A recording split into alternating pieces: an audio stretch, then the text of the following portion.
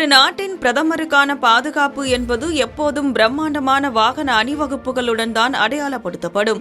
ஆனால் இப்போது அந்த பிம்பம் மாற தொடங்கியிருக்கிறது. உலகளாவிய எரிபொருள் நெருக்கடிக்கு மத்தியில் சிக்கனத்தை தம்மிலிருந்தே தொடங்குவோம் என பிரதமர் நரேந்திர மோடி எடுத்துள்ள ஒரு அதிரடி முடிவு தற்போது பேசுபொருளாகியுள்ளது.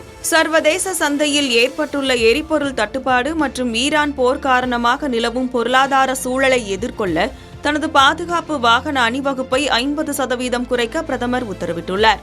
பிரதமருக்கான பாதுகாப்பு விதிமுறைகளான ப்ளூ புக் நெறிமுறைகளில் எந்த மாற்றமும் செய்யப்படாமல் தேவையற்ற வாகனங்களை மட்டும் நீக்க சிறப்பு பாதுகாப்பு படைக்கு அறிவுறுத்தப்பட்டுள்ளது. இதன் ஒரு பகுதியாக பெட்ரோல் மற்றும் டீசல் செலவை குறைக்க தனது அணிவகுப்பில் மின்சார வாகனங்களை அதிக அளவில் பயன்படுத்தவும் பிரதமர் யோசனை வழங்கியுள்ளார். குறிப்பாக இதற்காக புதிய வாகனங்களை வாங்கக்கூடாது என்றும் தற்போது கையிருப்பில் உள்ள வாகனங்களையே பயன்படுத்த வேண்டும் என்றும் அவர் தெளிவுபடுத்தியுள்ளார். இந்த மாற்றங்கள் ஏற்கனவே நடைமுறைக்கு வந்துள்ளன.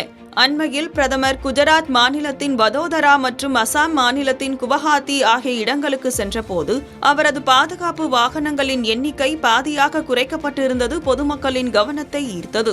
பிரதமரின் இந்த முன்னெடுப்பை தொடர்ந்து மத்திய அமைச்சர்கள் மற்றும் பாஜக ஆளும் மாநில முதல்வர்களும் தங்களது கான்வாய் வாகனங்களை குறைத்து வருகின்றனர். குறிப்பாக மத்திய அமைச்சர் CR பாட்டீல் தனது பாதுகாப்பு எஸ்கார்ட் வாகனத்தை பயன்படுத்துவதை நிறுத்தியுள்ளார். மத்திய பிரதேச முதல்வர் மோகன் யாதவ் தனது வாகனங்களின் எண்ணிக்கையை 13 8ஆகவும் ராஜஸ்தான் முதல்வர் பஜன்லால் சர்மா 15 5ஆகவும் குறைத்துள்ளனர்.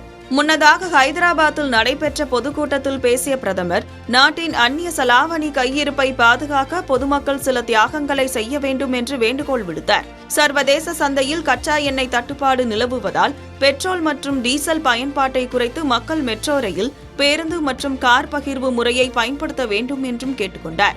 அதேபோல் தங்கம் வாங்குவதை ஒரு வருடத்திற்கு தள்ளி போடுமாறும் தேவையற்ற வெளிநாட்டு பயணங்களை தவிர்க்குமாறும் அவர் அறிவுறுத்தினார். நிறுவனங்கள் மற்றும் அரசு அலுவலகங்கள் சாத்தியமான இடங்களில் வீட்டிலிருந்தே வேலை செய்யும் முறையையும் இணைய வழி கூட்டங்களையும் ஊக்குவிக்க வேண்டும் என்று அவர் வலியுறுத்தினார். இறக்குமதி சுமையை குறைக்க சமையல் எண்ணெய் பயன்பாட்டை குறைத்தல், ரசாயன உரங்களை தவிர்த்து இயற்கை விவசாயம் செய்தல் மற்றும் உள்நாட்டு பொருட்களை வாங்குவதன் மூலம் தற்சார்பு பொருளாதாரத்தை உருவாக்க வேண்டும் என்பதே பிரதமரின் இந்த ஒட்டுமொத்த திட்டத்தின் முக்கிய நோக்கமாகும்.